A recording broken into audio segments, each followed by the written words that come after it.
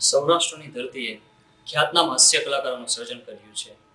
તેમાંના જ એક એવા પરંતુ થોડી જુદી માટીના એવા હાસ્ય કલાકાર કે જેઓએ તત્વજ્ઞાન, જીવનપ્રેરક પ્રસંગો અને આધ્યાત્મિક વાતોનો ખજાનો લોકોને હાસ્ય સાથે વહેંચ્યો છે. એવા શ્રી થાનના રહેવાસી શ્રી શાહબુદ્દીન રાઠોડ આજે સ્પીક બિંદાસની સાથે છે. આપનું સ્પીક બિંદાસમાં ખૂબ ખૂબ સ્વાગત છે. મારો આપનો પહેલો પ્રશ્ન એ છે કે આપની દ્રષ્ટિએ હાસ્ય એટલે શું? હાસ્ય એટલે માનવીથી પ્રભુ સુધી પહોંચવા માટેનું ટૂંકામાં ટૂંકું અંતર એટલે હાસ્ય. ગહેરાઈમાં જો તમે હસતા હો ને તો એ ધ્યાનનો પ્રવેશ દ્વાર છે. એટલે કાં તમે વિચારી શકો ને કાં હસી બે એક સાથે નહીં બની. અને જ્યારે તમે હસો છો, ગહેરાઈથી હસો છો, ત્યારે વિચાર વિહીન દશામાં, નિર્વિચાર અવસ્થામાં થોડો, અને એ ક્ષણો છે ને એ મહત્વની છે. તો શોએ કર્યું છે વિશ્લેષણ સુંદર કે એ ધ્યાનનો પ્રવેશ દ્વાર છે. અને ગહેરાઈથી જ્યારે માણસ ખડખડાટ હસતો હોય છે ત્યારે એ વર્તમાનમાં હોય છે, અને વર્તમાનમાં મન નથી હોતું, એટલે તમે એનો આનંદ માણો. આપ હાસ્ય કલાકારની સાથે સાથે એક શિક્ષક પણ રહ્યા છો.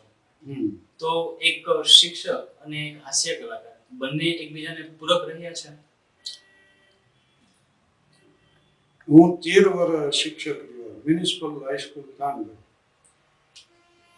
ત્યાં જ હું ભણતો. ત્યાં જ મને શિક્ષક તરીકે સર્વિસ મળી 1 ફેબ્રુઆરી 1958. તો 13 વર્ષ શિક્ષક રહ્યો અને 25 વર્ષ હું આચાર્ય એ જ શાળામાં. ગાંધીજીની એક વાત જે આ હાસ્યના પ્રેરક બળ તરીકે મને પ્રેરણા પૂરી પાડી કે ગંભીરતા વગરનું હાસ્ય અને હાસ્ય વગરની ગંભીરતા બે વ્યર્થ છે. આ એક ગાંધીજી. એટલે શિક્ષકના નાતે મેં શિક્ષણથી હાસ્યને ગંભીર બનાવ્યું અને હાસ્યથી શિક્ષણને હળવું બનાવ્યું. વાહ! હા, એટલે મારા જ્યાં મારો પિરિયડ હોય ત્યાં છોકરા ખડખડાટ હસતા હોય. એટલે આપ જે શિક્ષક હતા તો આપ કયો વિષય લેતા છો? એમાં હિસ્ટ્રી, પોલિટિક્સ સાથે હું બીએ છું. એન્ટર ગુજરાતી અને અંગ્રેજી એમએના ક્લાસ એટેન્ડ કર્યા. પછી બીએડમાં મારો વિષય અંગ્રેજી હતો, એટલે રાષ્ટ્રભાષા તરીકે હિન્દી રાખવી. એટલે હિન્દી અને અમે જ્યારે સર્વિસ કર્યું ત્યારે જે વિષય આપવામાં આવે એ લેવો પડે. આ લેવો ના લેવો એમ નહીં. એટલે વિજ્ઞાન, ગણિત, સંસ્કૃત આ સિવાયના બધા વિષયો મેં ભણાવ્યા. પણ અંગ્રેજી ઘણા વર્ષ ભણ્યા. અને ભાષા માટે લગાવે કરવાનું. લગાવ એટલે 3 જ રૂપિયામાં અંગ્રેજી, વિજ્ઞાન અને ગણિતના વર્ગો અમે 10 વર્ષ હતા. 3 રૂપિયા? હા, 3 રૂપિયા ફી લેતા. 3 રૂપિયામાં 67 to 77 આ વર્ગો ચલો. એમાં છે ને પાછી વિદ્યાર્થીઓની ફી ભરાય, પુસ્તકો લેવા.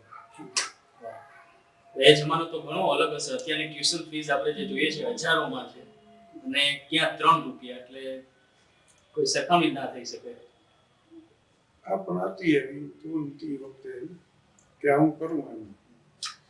અચ્છા, આપની ઉંમર અત્યારે આપણે જેમ કહ્યું તેમ 71 વર્ષ અને 8 મહિના છે. હા. તો આપના હાલના જીવન વિશે જણાવો. હાલનું જીવન છે ને, હવે આમ જેમ જેમ ઉંમર વધતી જાય ને, સ્વામી વિવેકાનંદજી એમ કહેતા કે you are to move from lower truth to upper truth, not from untruth to truth. હા, ભલે ઘણા વર્ષ આપણે પ્રાર્થના કરી ને, અસત્યોમાં એથી પ્રભુ કર્મ સત્ય તો લઈ લે છે. તો તો અસત્ય તરફથી સત્ય તરફ જવાની વાત. આમાં નિમ્ન કક્ષાના સત્ય તરફથી ઉચ્ચ કક્ષાના સત્ય તરફ જવાનું.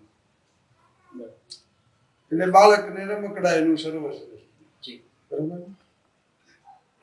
પછી યુવાનો આમ તો વર્તમાન છે, એટલે એની ટીવી સિરિયલો અને ક્રિકેટ ને ફિલ્મો ને તદ્દન અર્થ વગરની વાતો, પણ એને એ વખતે અર્થપૂર્ણ લાગશે, એને એ સત્ય લાગતું. પછી 60-65 વટી જાય ત્યારે એના વિષયો જુદા થઈ જાય.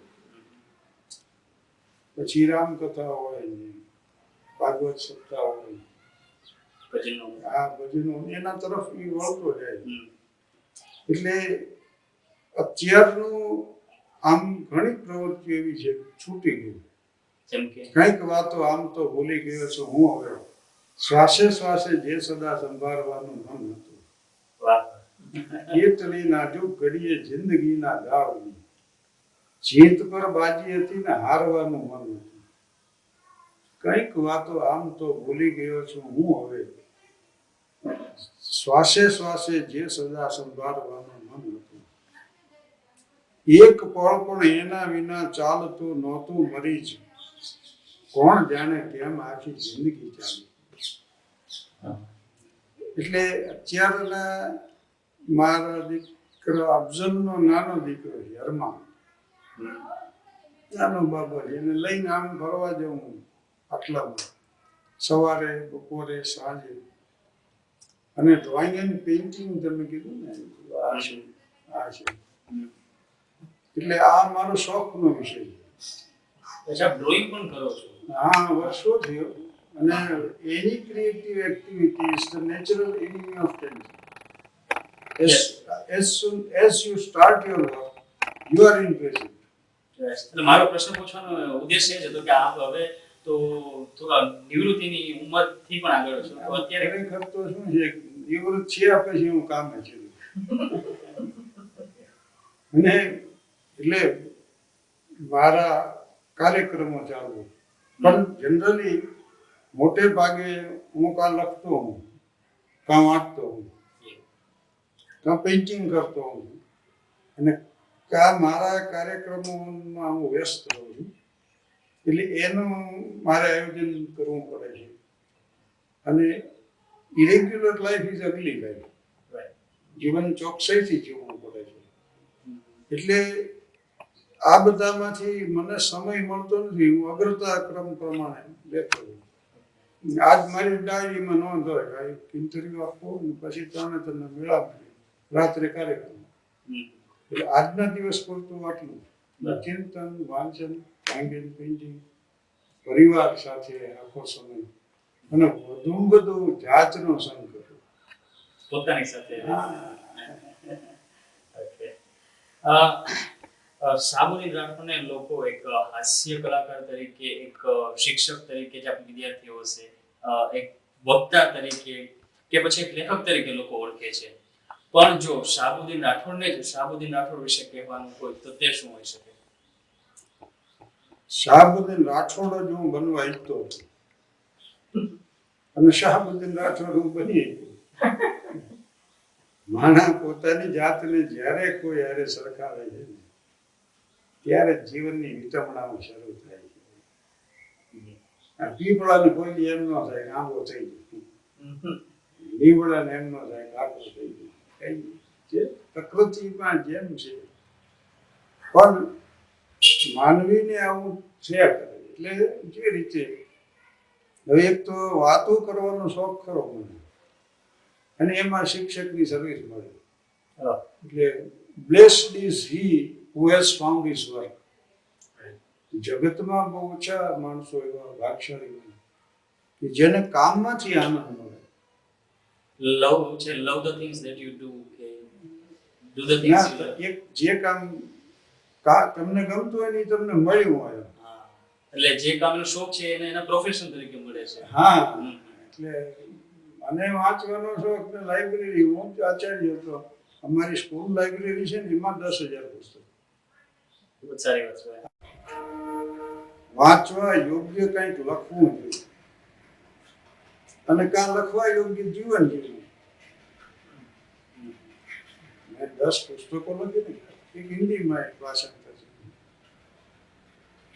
તમે કહો ને કેમ સમય પસાર છે, મારું એક પિક્ચર અત્યારે બનાવ્યું. આપનો ના, એની પટકથા મેં લખી, સંવાદો લખ્યા. બીજા અમારો જગદીશ મારો શિષ્ય છે, એણે લખ્યા છે. અને એમાં એક નાનકડું પાત્ર છે મારું. અને વિશુદ્ધ હાસ્ય ફિલ્મના માધ્યમ દ્વારા લોકો સુધી પહોંચાડવાનો આ એક પ્રયાસ. આ એક એવી વસ્તુ હોય શકે કે લોકોને ખ્યાલ નહીં હોય, સામાન્ય ચાહક. અને એ ફિલ્મનું ટાઇટલ પાછું છે શાહબુદ્દીન રાઠોડનો હાસ્ય વર્ગો. વાહ. અને આ થાનમાં શૂટિંગ થયું, બાંડિયા વેલી છે, રૂપાવતી છે, દેવસર છે, આજુબાજુના સ્થળોમાં 70% કામ પૂરું થયું. અત્યારે આ મેળાના હિસાબે એ હમણાં બંધ છે, પાછું શૂટિંગ શરૂ થયું. રાઠોડ સાહેબ, આપનું લેખન વાંચીને ચોક્કસ ખ્યાલ પડે કે આપનું વાંચન છે ખૂબ જ વિશાળ હશે. તો આપને ગમતા એવા પ્રિય લેખકો કયા, ખાસ કરીને એ કે જેમના લેખનની આપના ઉપર ઊંડી છાપ પડી હોય? એ સાચી વાત છે. 14 વર્ષની ઉંમરથી મેં વાંચવાની શરૂઆત કરી અને આજે આટલા વર્ષે એવો એક પણ દિવસ નથી ગયો જેથી મેં કંઈ વાંચ્યું. પણ ઘણા પુસ્તકો વાંચી નાખ્યા છે, પણ એમાં મારા હાસ્યની રીતે પ્રિય લેખક છે માર્ક ટ્વેન અને એડવેન્ચર ઓફ કલ્બરી ફિન અને એડવેન્ચર ઓફ ટોમ સોયર. એટલે એડવેન્ચર ઓફ ટોમ સોયર છે ને એ પ્રિય પુસ્તક છે. એવું ગુજરાતીમાં રમણભાઈ નીલકંઠનું ભદ્રમ હતું. અને બાકી મને ગમે મનુભાઈ પંચોળી. અને એ આ ઝેર તો પીધા જાણી લોકભારતી સમોસરા આમલા હું કાર્યક્રમ આપવા જઉં. મનુભાઈ અરે મેં સત્સંગે બહુ કર્યો છે. એમણે જ એક વાત મને ત્યાં સમજાવી છે કે હ્યુમરમાં રિયાલિઝેશન થવું જોઈએ, રિએક્શન ન આવવું. રિયાલિઝેશન થાય પણ રિએક્શન ના આવે. એટલે આમ તો છે ને દુઃખો, વ્યથાઓ, યાતનાઓ આ બધું સહ્યા પછી વિશાળ દ્રષ્ટિથી હાસ્યકાર માનવ જીવનનું નિરૂપણ કરે ને ત્યારે એ નિર્દોષ હાસ્ય સર્જ્યો. અને એવું કહેવાય છે કે હસવું કદાચ સહેલું છે પણ બીજાને હસાવવું એ એટલું સહેલું નથી. હા, ના, એમાં પ્રકૃતિ હાસ્યથી જ સાજા થઈ ગયા હોય એવા બનાવમાં એક બનાવ છે doctor Norman cousins, anatomy of illness અને હીલિંગ હાર્ટ. આ નામના 2 પુસ્તકો ડોક્ટરે લખ્યા. ડોક્ટર નોર્મન કઝિન્સ છે ને એ મેડિકલ જર્નલના 28 વર્ષ સુધી એમાં એડિટર હતા, નોર્મન કઝિન્સ. અને એણે બીમાર પડ્યા ને પછી ડૉક્ટર 90 દિવસ જેવું છે, તમે નિર્ણય લઈ લો. તો કે પહેલો નિર્ણય હોસ્પિટલ છોડી દે. એ શ્રીમંત માણસ હતા એટલે એનો સવાલ નહોતો. ફિલ્મ પ્રોજેક્ટ મંગાવી, કોમેડી ફિલ્મો જ જોયા કરી, ગાંઠો આખા શરીરે થાય એવું બધું હતું. અને લીંબુઓનું પાણી પીતા, અશાદ કરે ને પછી હુઈ જાય થાકે. પણ એમાં એ સાજા થઈ ગઈ, રોગ મૂળથી નીકળી ગયો. હા, આમ કાંઈ સ્વસ્થ થઈ ગયા. એટલે એને આ પુસ્તક. પણ એના સારાંશમાં એટલું જ છે કે પહેલી વાત એ કે ખડખડાટ હશે. બીજી વાત એ કે હસી ન શકતા હોય તો બીજાને હસાવો.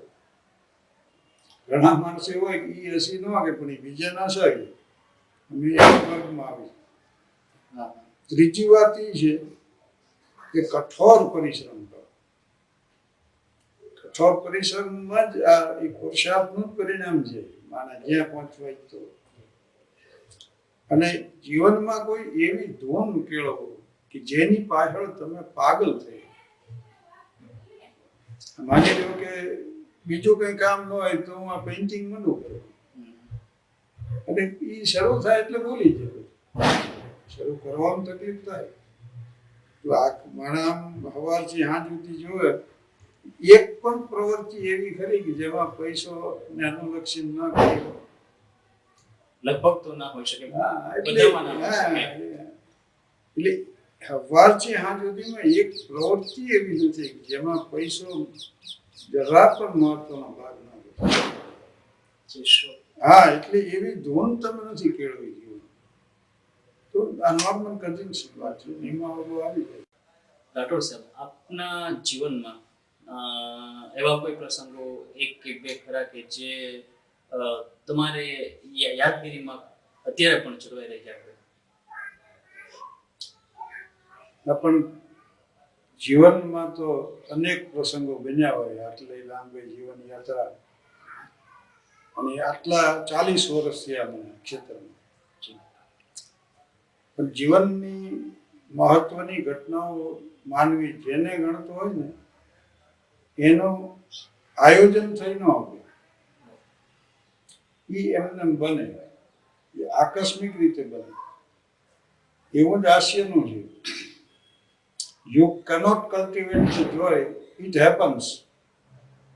સ્પોન્ટેનિટી. હા, આનંદનું તમે આયોજન ન કરી શકો. જેના આયોજન કરી શકો ની મજા છે આનંદ. ના, પણ આપની આ જીવન યાત્રા આટલી દીર્ઘ છે એમાં કોઈ એવા પ્રસંગો કે જે ખરેખર આપને તમારી યાદગીરીની સ્મૃતિમાં જળવાઈ રહ્યા હોય? હા, ઘણા છે. અને કોઈ પણ એક કહો. બધા. પહેલી વાત ગાંધીજીની જાણ્યા જેવી છે કે જ્યાં સુધી તમે સત્યને ન જાણો ત્યાં સુધી સાચું જ્ઞાન ન મેળવી. જ્યાં સુધી તમે સત્યને નહીં જાણી શકો ત્યાં સુધી સાચું જ્ઞાન નહીં મેળવી શકો. અને સાચું જ્ઞાન જ્યાં સુધી ન મળે ત્યાં સુધી જીવનમાં સાચો આનંદ ન મળે. તમે જ્યાં જુઓ ત્યાં આનંદની કક્ષા નીચે નીચે જતી જાય. એનું કારણ અજ્ઞાન છે, જેનું વળતર ઓછામાં ઓછું ચૂકવવું પડે ને એ જીવનનો ઉત્તમમાં ઉત્તમ આનંદ છે. અને આ ગ્રામીણો સમજે છે કે તમે મેળામાં જાઓ, એક ઢોલ વગાડતો હોય છે ને બાકી રાસ લેતા હોય. એનું કોઈ મોટું ખર્ચ નથી. બેન દીકરીઓ પોતે રાસ લે છે. ચોમાસું આવે તો નીકળી પડે ચોકમાં, ડોલી આવે ને એ મંડે વગાડવા, આ લોકો રાસ લેતા. તો જેમાં ઓછામાં ઓછું વળતર ને વધુમાં વધુ જીવતરનો આનંદ, એ ઉત્તમ પ્રકારનો આનંદ. અને એની પાછળ સાચું જ્ઞાન હોય તો થઈ શકે. Life is nothing but the process of purification. જીવન વિશુદ્ધિકરણની એક પ્રક્રિયા છે. અને આનંદ વિશુદ્ધ ને વિશુદ્ધ થાય ને એટલે પરમાનંદ બની જાય. અને પરમાનંદ તમને પરમાત્મા સુધી પહોંચે. એટલે આ જેટલા સંન્યાસીઓ રહ્યા ને એના નામની પાછળ આનંદ આવે છે. સ્વામી આનંદ જ છે. સ્વામી આનંદ, સચ્ચિદાનંદ, સત્યમિત્ર આનંદજી છે, અખંડ આનંદજી. તો આનંદ પાછળ આવશે. એનું કારણ શું છે? શંકરાચાર્ય વિવેક ચૂડામણીમાં કીધું છે કે પ્રસન્ન ચિત્ત પ્રભુને પામે છે. પ્રસન્નતા તમને પ્રભુ સુધી પહોંચાડે, વિષાદ થી ન પહોંચાડે. એટલે લોસ વેગાસ હું ગયો હતો અને જગતભરના લોકો જુગારના શોખીન જે છે એ લોકો આવીને અહીંયા જુગાર રમે છે. કેસીનો સિટી જે પણ કહેવાય. હા, એટલે નેવેડા સ્ટેટ જે ને રણ વિસ્તાર છે, તમે એમાં ફરતા હો તમને એમ થાય કચ્છમાં આપણે ફરી. અમારા મુલકની મળતો રેતાળ ને એવો પ્રદેશ, એને બીજું કમાણીનું સાધન નહોતું એટલે અહીંયા લોસ વેગાસમાં છૂટ આપી. દેશ જુગાર એટલે મોટું ઇન્ટરનેશનલ એરપોર્ટ બન્યું. જગતભરમાંથી ચાર્ટર પ્લેન કરીને લોકો આવે છે. ક્લબ બીજા ઘણા અહીંયા શો થાય છે. આજ માત્ર છે એવું નથી, પણ જે ભવ્ય હતી એ જોયું. સીઝર્સ પેલેસ, ફ્લેમિંગો એવા બધા કેસિનો. સીઝર્સ પેલેસમાં જાવ તમને એમ થાય જુલિયસ સીઝરના મહેલમાં આવ્યા. બાંધકામ ને હા, એટલે મેં જોયું મર્યાદાનો સ્તર ઊંચામાં ઊંચો રાખીને હાસ્ય સર્જ્યું. આ જીવનમાં આ એક શોખ થઈ ગયો અને એની પાછળ જિંદગીના 40 વર્ષ ગયા. જોઈ શકાય છે આપણે ક્યારેય કામ કર્યો હા, બરાબર છે. જોયેલું. હા, અને બીજો શોખ એ છે એમાં ડ્રોઈંગ પેઇન્ટિંગ છે ને, વગર પૈસે દુનિયાના જોવા એટલા દેશ જોવા. વગર પૈસે. આ વગર પૈસે એમાં શરત પહેલી. અને એમ હું 22 દેશો ફરી ગમ્યા વિના મારા ગમવાતા ડુંગરા જંગલની કુંજ કુંજ જોવી હતી. જોવીથી કોતરો ને જોવીથી કંદરા, જોતા ઝરણાની આંખ લોવી હતી. એ હું મારી ડાયરીમાં લખ્યા કરતો ભણતો ત્યારે. અને વેગેબોન નામનું કાવ્ય છે સ્ટીવનસન.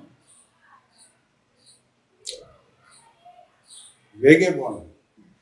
તો વેગેબોનમાં 2 પંક્તિઓ આવે છે કે bed in the bush with stars to see, bread I dip in the river, that is the life for a man like me. There is the life for a man like me, there is the life forever. તો એક રખડોની મનીષા છે, ગાડીમાં પથારી અને bread ખાલી હોય તો bread I deep in the river, પાણીમાં નદીમાં ગોળી સીધી ખાઈ દો. અને there is the life for a man like me, મારા જેવા માટે આ લાઈફ બરાબર, there is the life forever.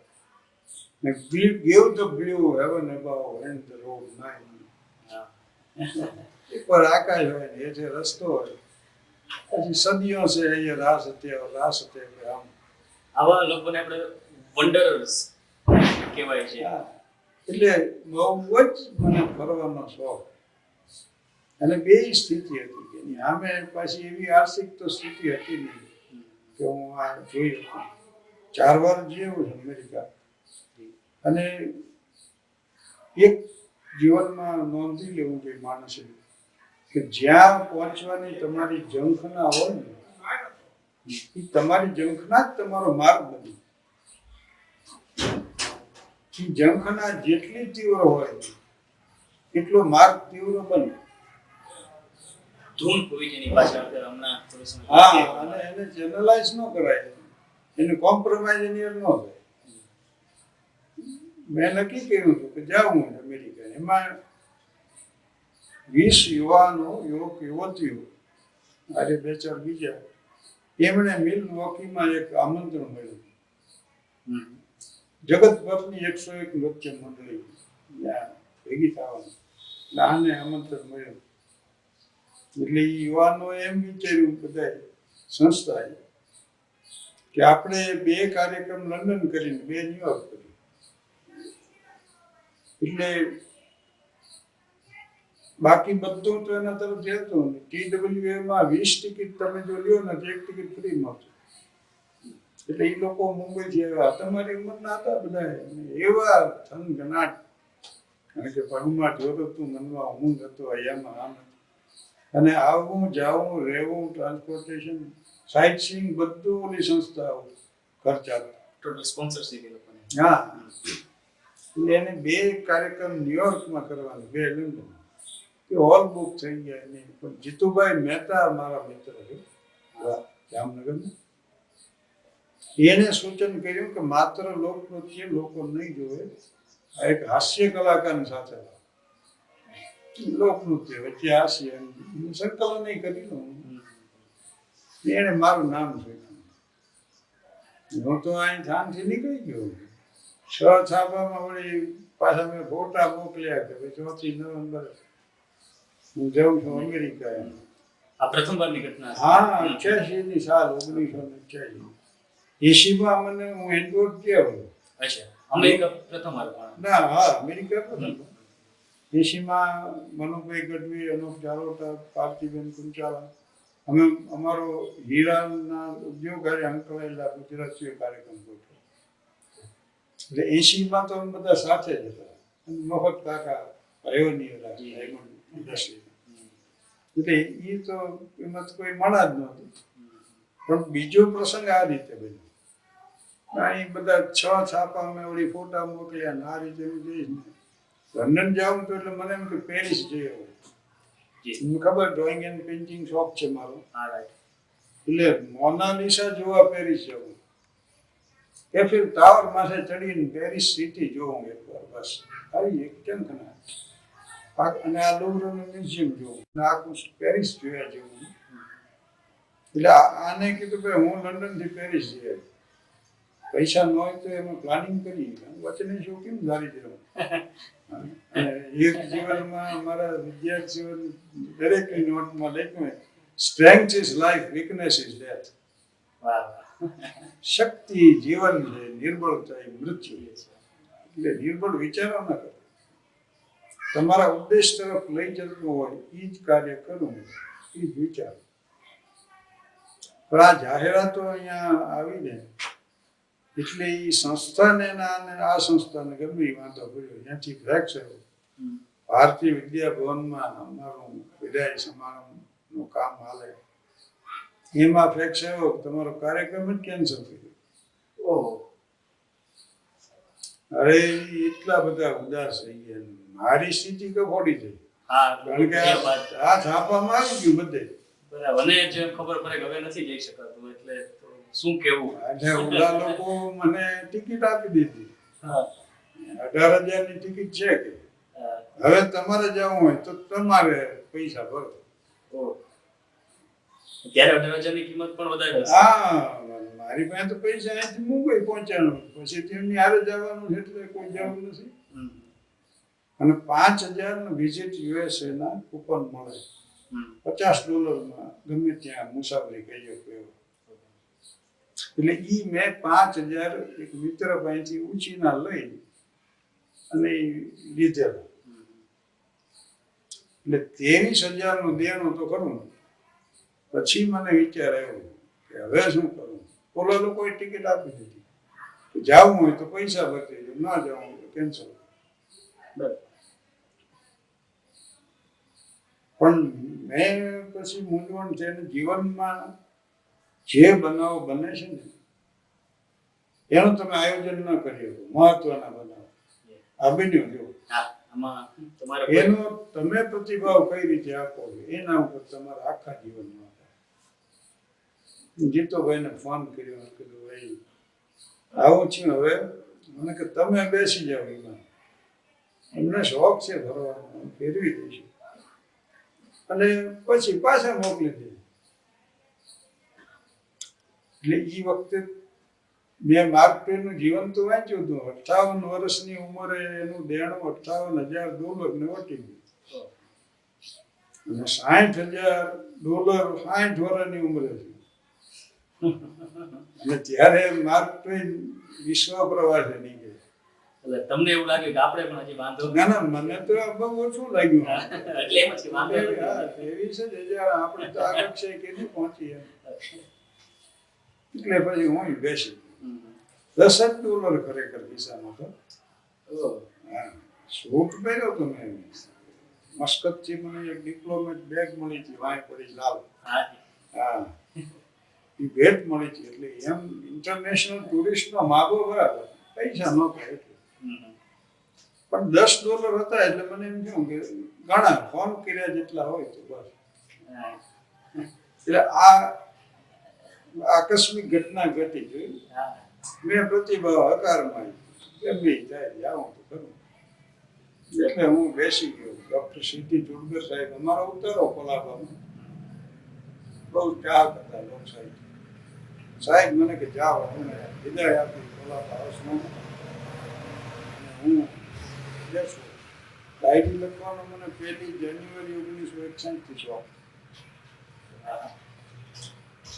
એટલે ડાયરીઓમાં નોંધ કરી બધી. અને હું જઈ આવ્યો. અને ન્યુયોર્કથી લોસ એન્જલસ સુધી 20 કાર્યક્રમો,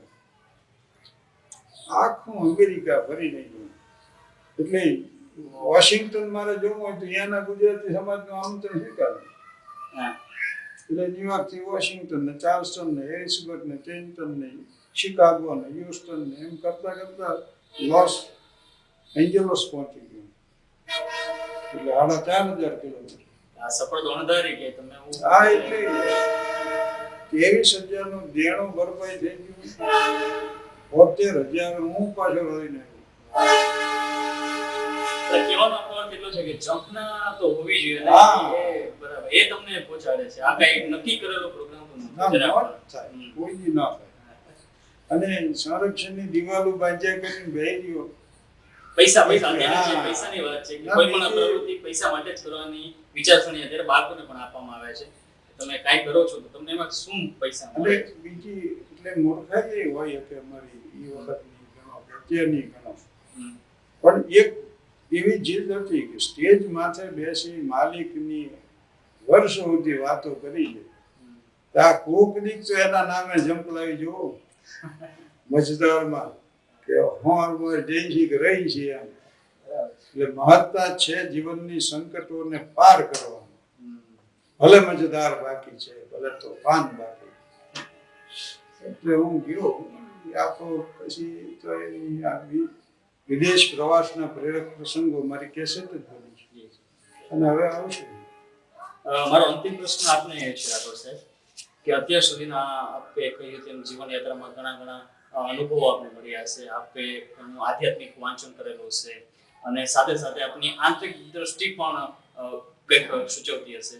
તો આ બધી વસ્તુઓના ભાથા સ્વરૂપે એવું કંઈ નિષ્કર્ષ આપ જે લોકોને જીવન વિશે કહેવાનું હોય તો તે શું હોઈ શકે?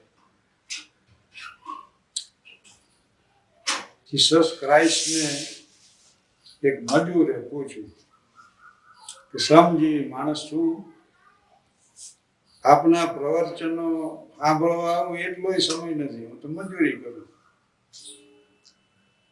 પછી એ પ્રવચનો સમજવા જેટલી બુદ્ધિ જ નથી મારે. પણ મને કંઈક એવું કયો કે જે સાંભળ્યા પછી મારે બીજું કંઈ સાંભળવું ન. એટલે જીસસે એને એટલું જ કીધું કે તમારા માટે જે ઈચ્છો એ તમે બીજા માટે કરો. ભગવાન મહાવીરને પૂછવામાં આવ્યું કે આ જૈન ધર્મનો સાર શું? પર્યુષણ કરો છે ને? હા, તો જૈન એમણે એટલું કીધું કે બીજાનું તમારા પ્રત્યેનું જે વર્તન તમને ગમતું હોય એવું વર્તન તમે બીજા પ્રત્યે કરો.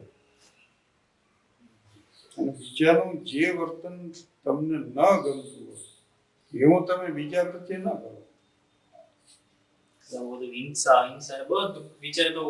આમાં બધું આવી જાય છે, કારણ કે જે તમને નથી ગમતું એ પાછું તમે આચરો એટલે ના કરવાનું.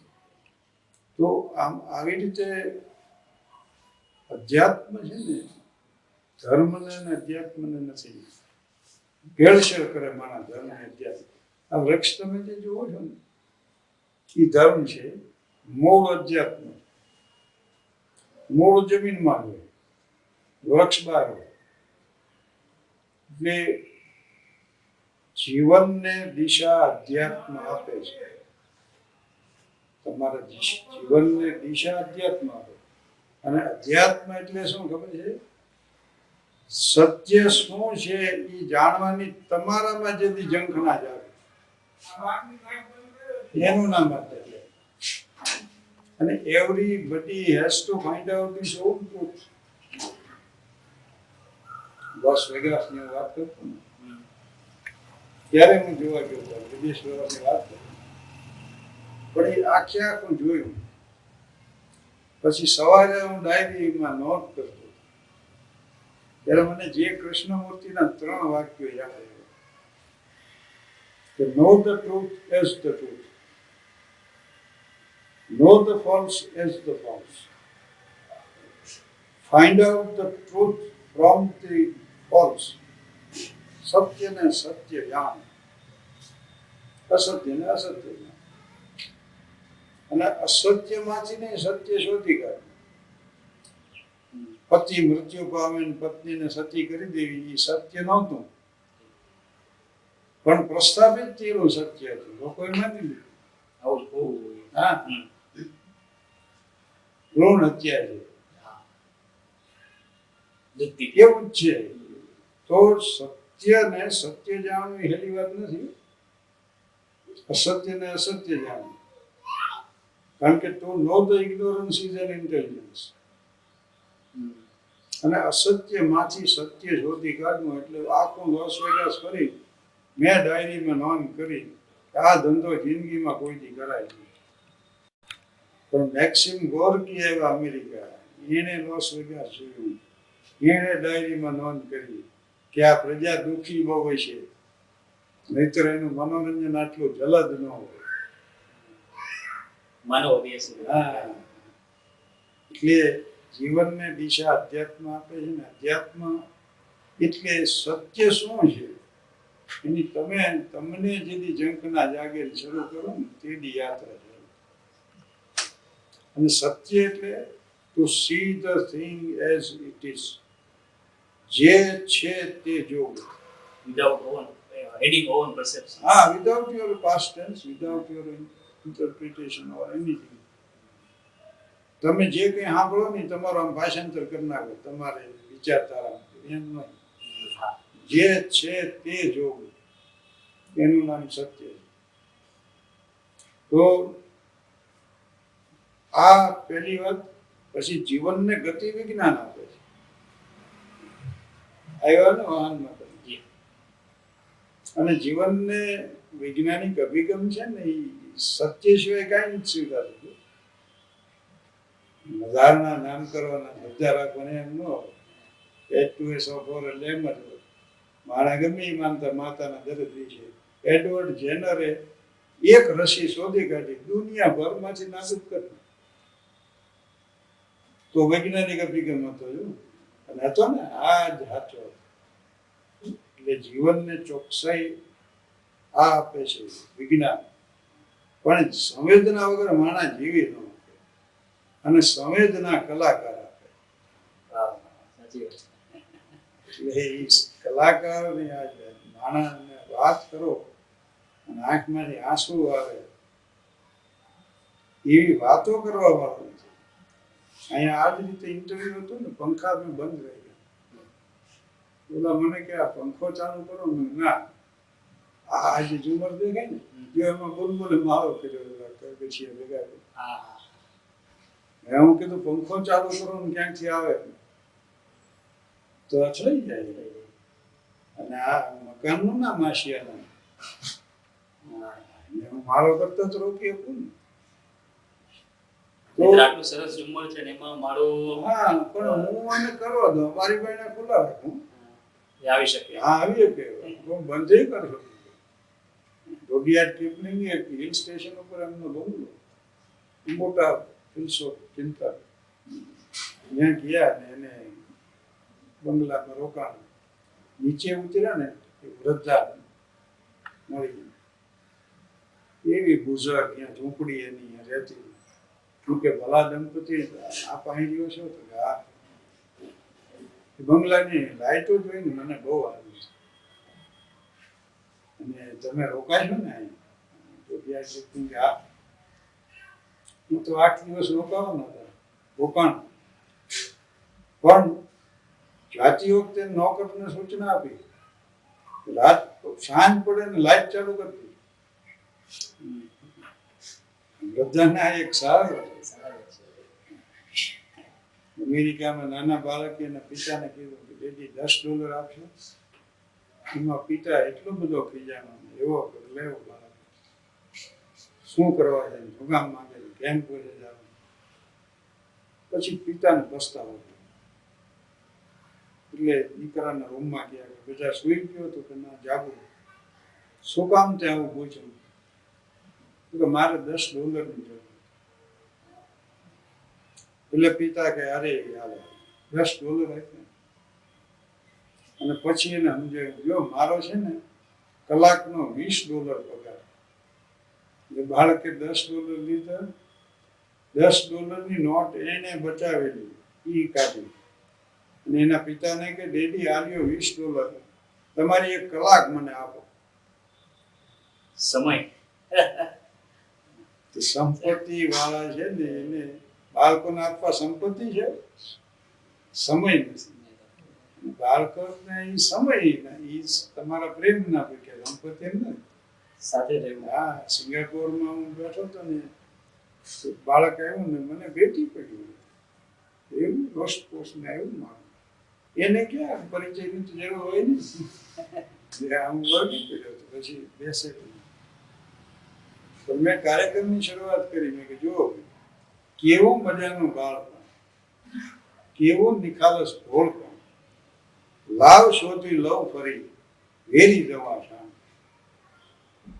સમસ્યા બધી જાણ પણ આવ્યા પછી થાય. સાંભળ આવે વાત. ભગવાન બુદ્ધ ખડક ઉપર બેઠા હતા, નદીનો કિનારો હતો, રેતી હતી અને નાના બાળકો રમતા, કુબા બનાવે, ઘર બનાવે, કિલ્લા બનાવે. અને બુદ્ધ આમ કરુણાપૂર્ણ નેત્રથી જોઈ ગયા હતા બાળકોની ક્રીડા. એમાં દાસી આવીને એટલું કીધું, બાળકો સંધ્યાનો સમય થયો, તમારી માતા તમને બોલાવે, ચાલો ઘરે. અને તમામ બાળકો ઉછળતા કૂદતા જે કંઈ બનાવ્યું હતું એ તોડી ફોડી રવાના થયા. પછી ભગવાન બુદ્ધને પ્રવચન કર્યું. એટલે એમણે કીધું કે આ દ્રશ્ય મેં જોયું. બાળકોને દાસી એટલું જ કીધું, તમારી માતા બોલાવે, સંધ્યાનો સમય છે. એ જ ક્ષણે આ બધું વ્યર્થ થઈ ગયું. કેટલા સમયથી બનાવેલું ભેગું કરે. હા, આટલા રસથી આ બનાવતા, લડતા ઝઘડતા ભાઈ કોકનો ફૂટી જાય. પણ એક જ સાથ સંભળાનો ને એ જ ક્ષણે આ બધું વ્યર્થ થઈ ગયું. એમ જેથી તમને સત્યનો સાથ સંભળાય એ જ ક્ષણે આ પૈસો પ્રસિદ્ધિ પ્રતિષ્ઠા બધું વ્યસ્ત થઈ પડ્યું. એ જ ક્ષણે તમારા માટે નક્કી આ બધું નકામું છે. અશ્વ જેમ દોડીને હાંફે છે માનવી, પહેલો ક્રમ લેવાની રેસમાં, લોહી લોહાણ થાય તોય માને છે સુખ, રૂપિયા ભરેલી સુટકેસમાં. સોનાની લાયમાં શાંતિના શ્વાસ બધા, ગીરવે મુકાયાનું કાંઈ નહીં. ખૂબ ખૂબ સોરતા અણમોલ જિંદગી, વ્યર્થ વહી જાય એનું કાંઈ નહીં. વસ્તુ ખોવાય એની થાય અહીં વેદના, અને વર્ષો ખોવાય એનું કાંઈ નહીં. એટલે પૈસો, પ્રતિષ્ઠા, પ્રસિદ્ધિ ની દોડ જ્યાં સુધી ચાલુ છે ત્યાં સુધી સંસાર. જેદી અટકશે એટલે સંન્યાસ. પછી अब सौंप दिया इस जीवन का सब भार तुम्हारे हाथों में, ये जीत तुम्हारे हाथों में है, हार तुम्हारे हाथों में, मुझ में तुझ में भेद यही, मैं नर हूँ तुम हो नारायण, मैं हूँ संसार के हाथों में, संसार तुम्हारे हाथों.